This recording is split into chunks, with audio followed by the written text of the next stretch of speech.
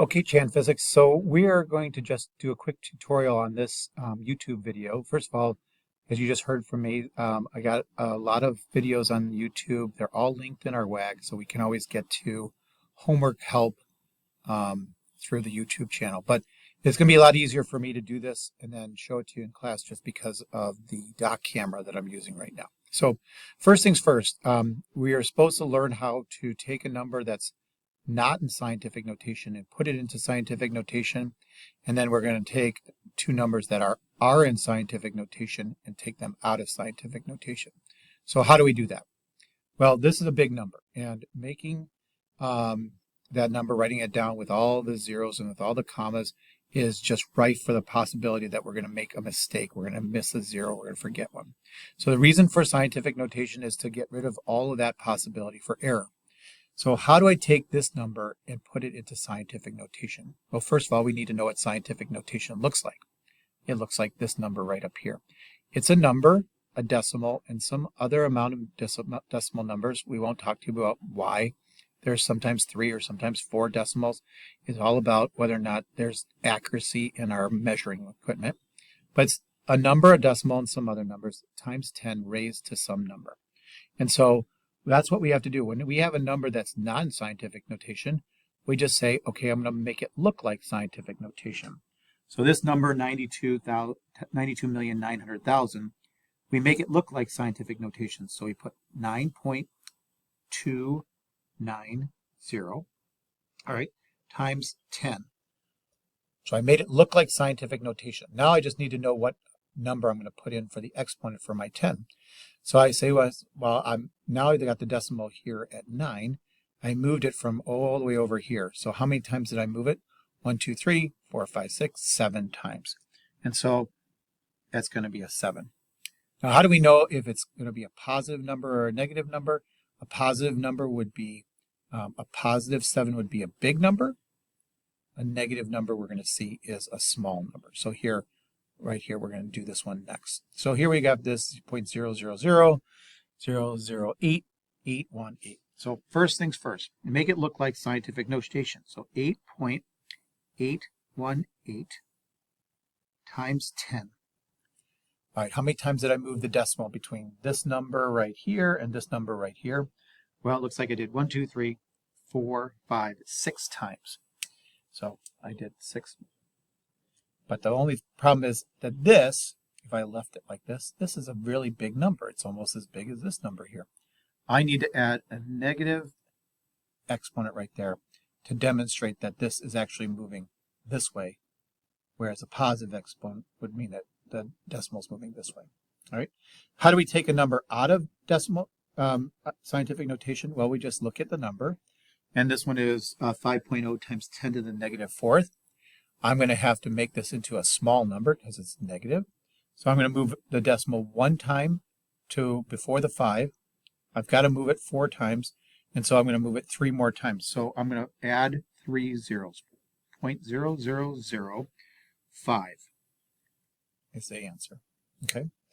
Okay, and then so this last one here, 4.8 times 10 to the 2nd. I'm going to have to move that decimal 2 times. So I'm going to move it once over to the other side of the 8 and add a 0. So I get 480. All right. Let me pause real quick, and then we'll get to the stuff that we need to do with our calculator. Okay, this is what I really need you guys to know how to do. So now we're going to be looking at numbers, and we're going to be using our calculator. And so when we do gravity has some really, really large numbers, the masses of the Earth and the Moon. It has a really, really small number. The gravitational constant is negative 11, 10 to the negative 11th, which is a really small number. And so we need to learn how to put these things in our calculator. So the first thing I want to show you is what happens if we put something into our calculator and we have too many digits that the calculator can't register. So the first one that you guys were supposed to do in that homework was 125,000 times 309,002. And it hit equal. And so if I bring this calculator up to the screen here for you guys to see, we get 3.862525, and then there's something right here. It looks like times 10 to the 10th. They've taken normal numbers, and they've given us the answer in scientific notation because there's not enough digits in this calculator to register. So when I write this down on my piece of paper, I get 3.86 times 10 to the 10th. All right, now that's the TI-35. What about the old TI? So this one right here. Do you see how this one comes out as 3.86 E10? What is that number, E10? And so this is the old way that a lot of the calculators are showing. It's the scientific notation was known as E, and the E stood for the exponent of 10, so the 10 to the 10th. So when you put this into your calculator, just like we just did, we get 3.862525 times E10, which is the same as 3.86 times 10 to the 10th. So that's number one. Whenever you see that E, that means that that's the exponent of the 10 in scientific notation. But what about this? Like, what if we got an equation like this? How could we put this into our calculator? Well, there's two different ways. One is what I consider to be the right way, and one is considered to be the wrong way. So let me just turn off the light here and see if we can see our screen a little bit better. So if we had this number right here, 9.2 times 10 to the third times 2.7 times 10 to the negative 1. What a lot of people do is 9.2, and then they hit the times button, and then 10, and see this raise button right here, this arrow up? They hit the raise button, and they get 3. And then it looks like, on the screen, 9.2 times 10 raised to the third. And you're like, oh, this is great, right? This is exactly what I need. But this is adequate, but more than likely than not, in a set of numbers, you will get one or two problems wrong if you're entering scientific notation into your calculator like this. Because this, to the calculator, is two different numbers, 9.2 and then 10 to the third. So it thinks that this is two numbers. And when we do division, like we will in the last problem, it will get the problem wrong because it does not understand that this is one number. It thinks it's two. So we need to learn how to put scientific notation into our calculators the correct way. And so remember that E that we saw. And you see right above this X here, there's these EE. So I'm going to put this real close up here. You see that EE right above here. And so we're going to start using that more because it keeps the numbers together so that the calculator knows it's just one number, not two. And plus then it's also much easier. There's less times that you have to hit the keyboard. And if there's less times that you have to hit the keyboard, it's less times that you potentially could get something wrong. So I'm going to do this problem right here in the correct way. It's like the best practice. So I'm going to hit 9.2, and then I'm going to hit second EE, and the E will show up, and then I'm just going to put in the exponent because that's what it wants me to do, so 3.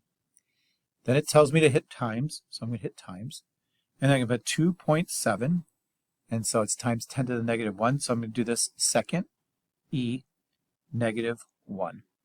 All right, and so then that you can see that up there.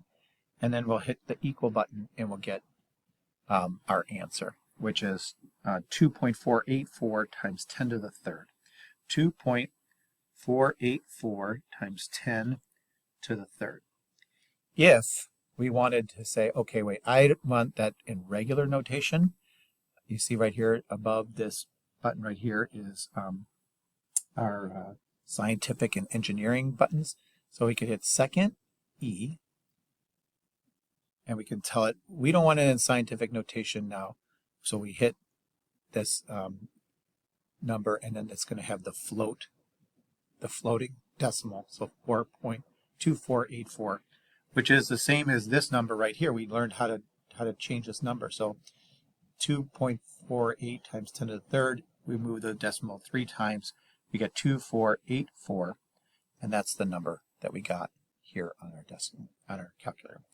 You can see that this is the same on the older calculators. So if I was to do this, we can just see a little bit more with this problem. So 9.2, the second and E button, and then we get to the third, times 2.7 second E to the negative 1. Right? And we get the same answer, 2.484. Okay? So this, the E button is the way that we want to put in scientific notation for the rest of the time. The only question is why? So many of you guys have learned something and it's hard to undo what you learned. But the reason that we like to use that E button is for this problem right here. If we put this problem into our calculator just like it looks like that, but we don't use the E button, instead we use the times 10 raised to the number, our calculator actually thinks we're doing this operation, 1.43 times 10 to the 7th divided by 3.1 times 10 to the negative 8th. Because it thinks that these two numbers are different, it doesn't understand that these numbers were the same, and so it's going to divide by 3.1, but then it's going to multiply by 10 to the negative 8th.